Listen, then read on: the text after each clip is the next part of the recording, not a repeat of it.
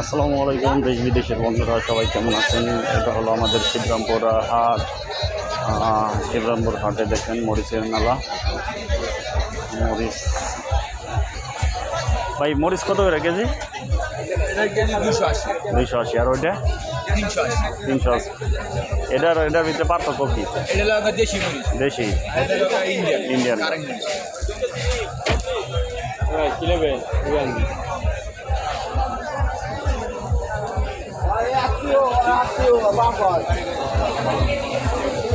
ভাই, আপনারা দেখতে পাচ্ছেন এটা হলো শিবরামপুর হাট। শিবরামপুর হাটে নানান ধরনের সবজি।